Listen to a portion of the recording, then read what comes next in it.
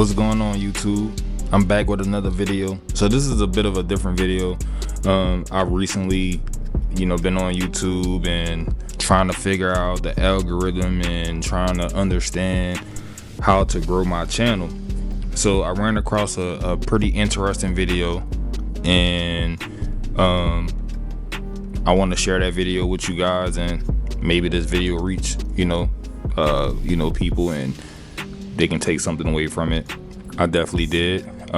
So without further ado, man, let's check out easy ways to make YouTube videos more engaging. So if you're like me, you might be sharing content and creating content. Don't seem like your videos are getting very many views, if any at all. So let's see what Nick had to say about how to change that. I'm going to tell you how to make your YouTube videos more engaging so you can get people watching them for a longer period of time so you'll do better on YouTube. And of course, get more likes, comments, and subscribes, which will also help you do better on YouTube. Oh, and really quick, if this is your first time here, I'm Nick. I help people with their YouTube channel. So if you want to learn how to grow your channel, make videos, and all types of other YouTube related stuff, start now by subscribing. But anyway, when it comes to creating engaging content, one of the important parts of that is creating a connection with the people that are watching. Nah, he said that so casually, like it's easy to do. So, man, I done posted car content, talked about sports, like daily stuff, relationship stuff, reaction videos. And it seems like a lot of times when I share like shorts, like funny shorts that I'll repurpose or whatever, I'll get a lot of views from that type of content. So I've been kind of going with that, but I don't really have a passion for that. So I've recently started going back to what I used to do, where I would just, whatever I felt like posting or sharing or creating, I did. So when he's talking about engaging content, like he's saying it so casually that, it's simple, and it's really not. But let's get back to the video so y'all can hear what he said.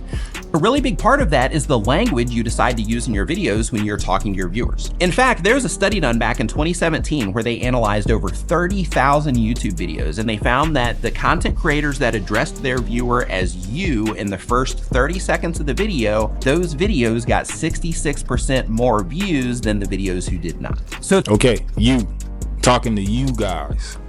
Let's see if that worked. Maybe it's gonna give me some more views. It's pretty interesting what one word can do when it comes to making that connection with the people that are watching your videos. But when it comes to getting people to watch your videos for a longer period of time or further engage in your content, it's really important to make sure that not only are you addressing them, as the person, but that you are also speaking the language that they speak around the type of content that you make. For example, if you're making gaming videos, there's certain memes about the game or certain things within the game itself that as soon as your video starts or your live stream starts and you start talking about those things, it will instantly show the people that are watching the content that you are as into the subject matter as they are. And if you're making other types of content, like let's say cooking content or real estate content, the same exact thing applies, where if you can start getting into the details of the language of somebody that's extremely passionate and knowledgeable about the subject matter, then it just shows right out of the gate that you are already understanding that viewer just by speaking the same language that they do. And so pretty much you got to be passionate about the stuff that you post. If you're passionate about something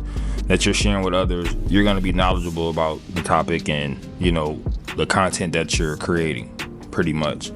And through your ability to show knowledge and show everyone that you have knowledge about that content, it basically is going to get them to look at you as a professional or someone that, that has that knowledge, and going to want them to come back and check out more of what you have to say about that given topic, because you're viewed as someone that has the information, pretty much. Just to be clear, this isn't about speaking English or speaking Spanish or anything like that. It's about speaking that insider language that proves or shows that you are as interested in the things that you're talking about as your viewers are. For example, at the beginning of this video, I explained to you what it was that I was going to be showing you, but then I also changed the language a little bit to explain how it was going to be important to you or how it was going to be beneficial to you based on the things that you care about YouTube. And by doing that, I'm not just speaking about those things that you know about, but I'm also making it even more intense by making sure that I'm focusing on the things that you care about. And you can do the same exact thing with your content as well. The next tip when it comes to keeping people watching your videos for a longer period of time and of course engaging more with the content is about about accessibility. When it comes to accessibility, we have a few different things going on, a few different options that we can use here on YouTube. The first, of course, is captioning your videos. The reason captioning is important on YouTube is because it is proven that people will watch videos for a longer period of time when they can read along, or they can follow along, or they can better understand the video through captions.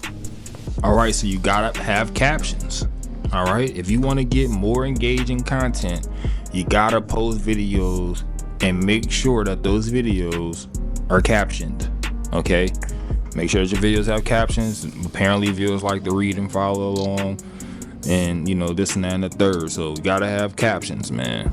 Captioning is obviously also helpful for the hearing impaired, but it's also something that can help people be able to consume and watch your content for a longer period of time when they're in an environment where listening to it might not be ideal. The next tip when it comes to accessibility in your content is to make sure that people can clearly see and hear everything it is that you are talking about or showing or doing in your video. For example, a lot of people watching this are doing gameplay videos, you're doing cooking videos, you're doing DIY videos, you're doing training videos where you're actually showing people how to do things through screen recordings for all of the content, or at least parts of your content. And when people can't clearly see what it is that you're trying to show them, they're going to lose interest and they're going to leave the video. To level this up a little bit more, it's also important to know that a majority of the watch time on YouTube comes from mobile devices. So that means that a majority of the people on YouTube are watching videos on phones and tablets, which means...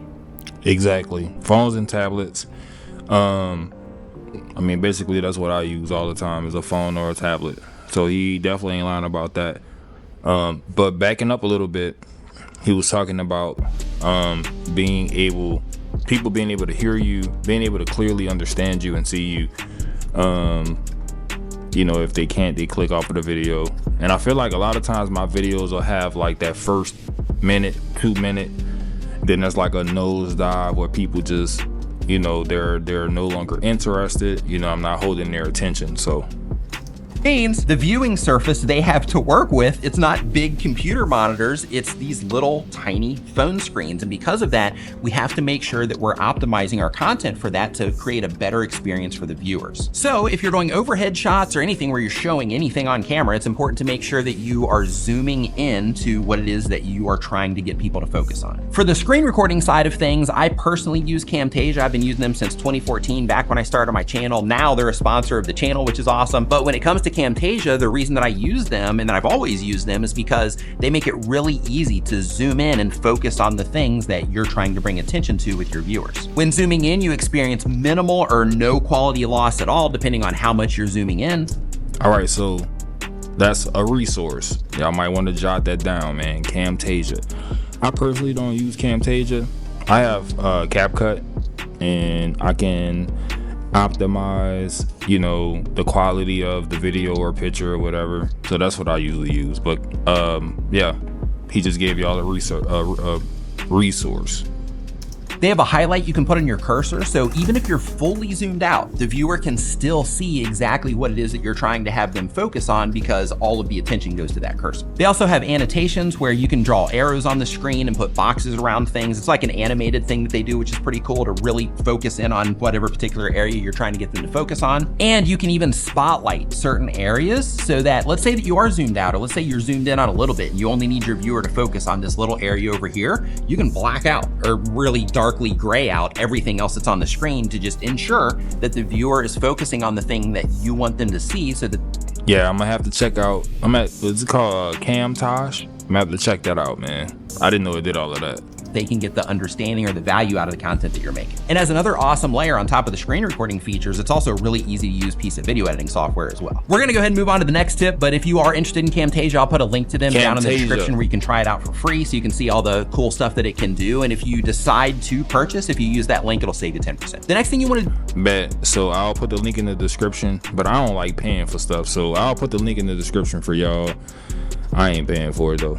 Do to increase engagement in your videos, and this one is specifically for watch time itself, to keep people watching your videos for a longer period of time, is if your content supports it, try to use storytelling whenever you possibly can. And really quick, if you think with the type of content you make that you can't wrap storytelling around it, I thought that way about my type of content in the past as well, but then Ed from Film Booth came along and he shares all of his content through storytelling, and he just does a fantastic job at it. People love it, and his complete rate is extremely high, and it's extremely effective even for my type of content. So if it can work for this type of content, there's a really good chance it can work for yours as well. The next tip when it comes to getting more engagement on your YouTube videos is, of course, all right, so storytelling.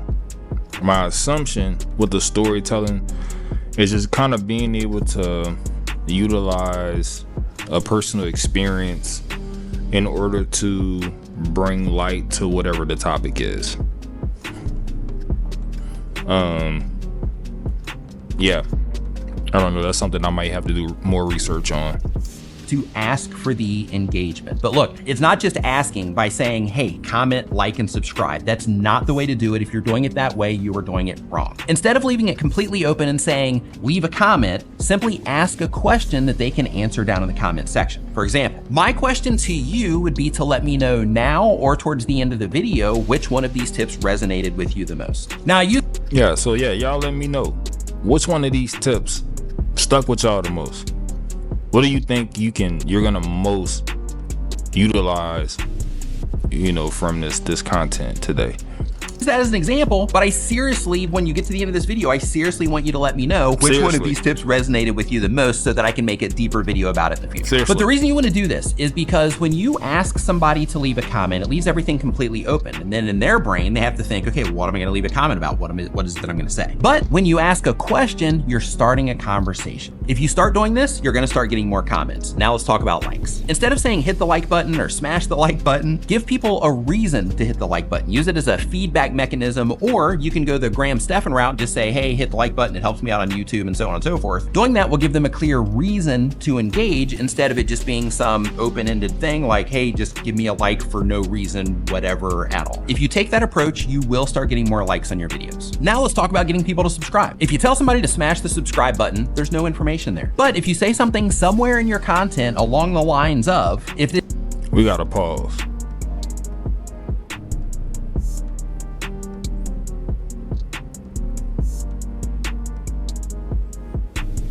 But I don't know what that was, boy. This is your first time here, this is the value that I offer to you, remember to subscribe. So in my case, I already said one in the beginning, but I'll go ahead and just give you another example here to where I could say something along the lines of, if this is your first time here, my entire channel is dedicated to helping YouTube content creators. Make sure you subscribe. Or I could level it up a little bit more and even lean more on the connection side that we talked about before. For example, if this is your first time here, my entire YouTube channel is dedicated to helping content creators. So make sure you subscribe so I can help you too. Now I probably should have smiled a little bit more when I said that, of course, so I could be more inviting, but the idea is to simply give people the reason on why they should subscribe by explaining the direct value that they are going to get from interacting with your content. And see, okay, so let's get out a try. So pretty much, thank you guys for stopping by and checking out this video. If you are interested in improving your YouTube channel and going on this journey with me as well, please hit that subscribe button. What y'all think about that? Did that work? Would that fly? I don't know. Seriously, hit the subscribe button. But you can see in those examples how I'm not just saying to smash the button, I'm giving you a clear reason that you should be subscribing to the YouTube channel based on what it is that you are gonna get out of it. The next tip is to pay really close attention to how your viewers are responding to the content that you're currently putting out. Doing this will help you learn how to create content in a better way over time that will help your viewers, the people that you're reaching with your content, it's gonna help them respond better based on what you learn from studying how they react to your content. For this, YouTube gives us a graph report for each video called an audience retention report. These graphs are a second-by-second report based on how people are responding to your videos on average. You can actually see where people are leaving your videos, where people are sticking in your videos as well, so you can use that information to make better content based on doing more of the things that people respond to better and less of the things that people do not respond to that causes them to leave the videos. Studying your audience retention reports over time and making little adjustments to your content here and there based on the information you get back is going to help you make better content that will keep people engaged for a longer period of time. And you know, when it comes to making videos, the things I've listed so far, that's kind of like the cliff notes of engagement when it comes to YouTube. I actually have 2 videos that I want you to watch on how to start your videos and how to end your videos. I'm gonna put both of them in a playlist, but they're a deeper dive into some of the concepts that we've shared here. You can go ahead and click into that right here. Thank you so much for watching. I'll see you next time. All right, man. So what do y'all think about that?